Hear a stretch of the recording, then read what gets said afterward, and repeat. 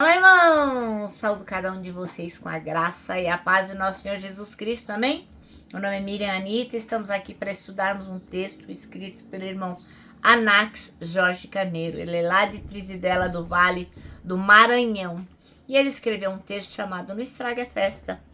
O texto que ele escreveu está bem voltado assim para os casais, mas eu vou fazer uma aplicação geral porque eu acho que é um texto que serve para a vida.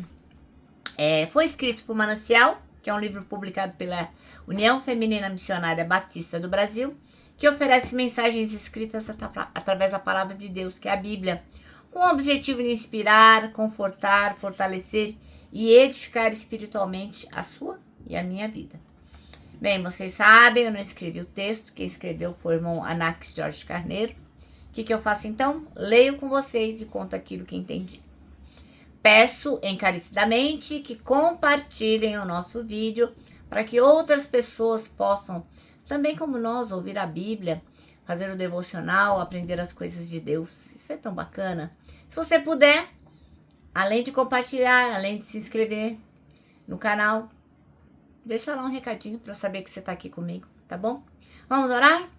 Senhor, que nós possamos aprender com a mensagem de hoje, que temos que ter discernimento e sabedoria para não fazer as coisas precipitadamente. Tem misericórdia de nós, Senhor, ajuda-nos. É o que te pedimos, em nome de Jesus. Amém. Bom, irmãos, então, como eu disse, né, o irmão Anax Carneiro, ele voltou o texto dele para os casais. Mas eu acho que é um texto tão bacana que serve para todos nós, para todos os relacionamentos. E qual que é o trecho que nós vamos ler? Nós vamos ler 2 Samuel 6, de 11 a 23, que vai contar pra gente a chegada da Arca da Aliança em Jerusalém. O irmão Davi, então, celebra com grande alegria e ele vai dançando diante do Senhor. Mas a mulher dele, a esposa dele, a irmã Mical, ela achou aquilo muito chato, não gostou.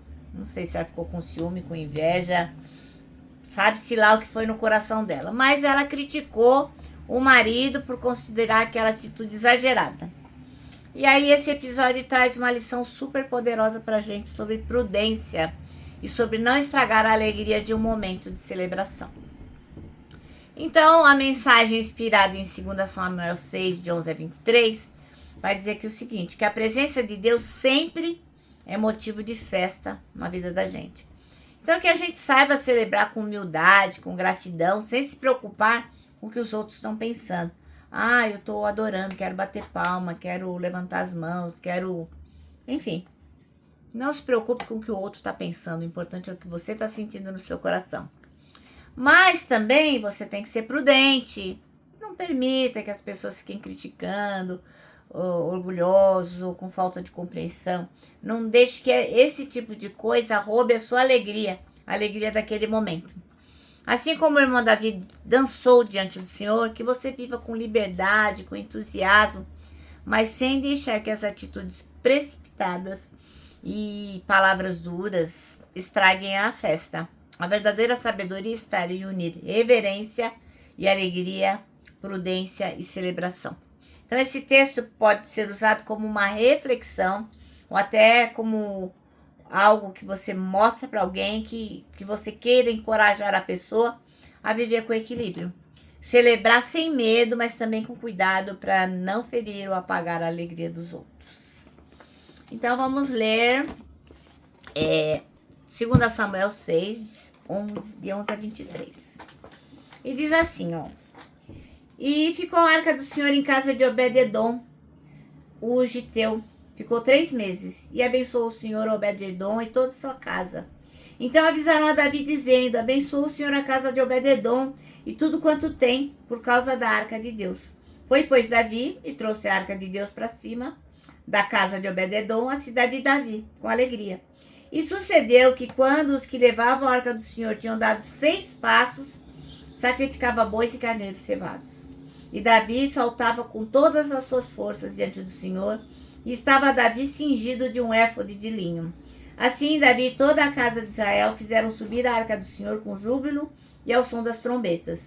E sucedeu que, entrando a arca do Senhor na cidade de Davi, Mical, a filha de Saul, estava olhando pela janela. E vendo o rei Davi, que ia bailando e saltando diante do Senhor, o desprezou no seu coração. E, introduzindo a arca do Senhor, a puseram no seu lugar, no meio da tenda que Davi lhe armara, e ofereceu Davi holocaustos e ofertas pacíficas perante o Senhor. E acabando Davi de oferecer os holocaustos e ofertas pacíficas, abençoou o povo em nome do Senhor dos Exércitos. E repartiu a todo o povo e a toda a multidão de Israel, desde os homens e até as mulheres, a cada um bolo de pão e um bom pedaço de carne e um frasco de vinho. Então retirou-se todo o povo, cada um para sua casa. E voltando Davi para abençoar a sua casa, Mical, a filha de Saul, saiu a encontrar-se com Davi e disse: quão honrado foi hoje o rei de Israel, descobrindo-se hoje aos olhos das servas dos seus servos, como sem pejo se descobre qualquer dos vadios. Disse, porém, Davi a Mical: perante o Senhor que me escolheu, preferindo-me a teu pai e a toda a sua casa, mandando-me que fosse soberano sobre o povo do Senhor, sobre Israel, perante o Senhor tenho me alegrado.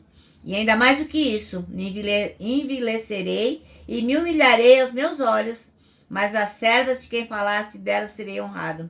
E Mical, a filha de Saul, não teve filhos até o dia da sua morte. Bom, então o irmão Anax Carneiro escolheu o versículo 16 que diz: quando a arca do Senhor estava entrando na cidade de Davi, Mical, a filha de Saul, olhou pela janela, e ao ver ao rei Davi que ia saltando e dançando diante do Senhor, ela o desprezou em seu coração. Bom, sempre tem desentendimentos e discordâncias, e são comuns na vida a dois e na vida das pessoas em geral, né? Todos nós somos pecadores, fazemos coisas erradas e vamos falhar e com os nossos maridos, com as nossas esposas, com os nossos amigos, em todos os relacionamentos. E vamos falhar muitas vezes, né? Então, o nosso desafio é manter esses conflitos dentro de um limite saudável, onde há respeito e consideração. E esse limite foi ultrapassado por Davi e Mical, né? Filho de Saul. Em um dia que deveria ter sido um momento de muita alegria e de gratidão, pois a arca do Senhor estava voltando para Jerusalém, os dois brigaram, né? E brigaram de forma bem infantil e agressiva. Conseguiram estragar uma data tão bacana, que era a chegada da arca, né?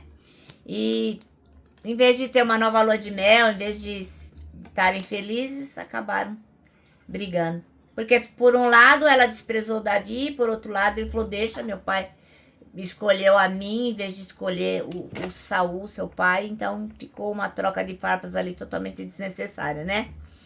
Então aí após um período de separação, porque ele estava longe, né? Eles poderiam recomeçar numa boa e podia ser a festa de reconciliação dos dois. Mas Mical estava amargurada e acabou atacando Davi e atacou por um motivo super torpe, besta, né? Que foi o fato de ele dançar alegremente diante dos seus súditos. Então o conselho que fica, né, é que a gente jamais imite o péssimo exemplo de Davi e de Mical.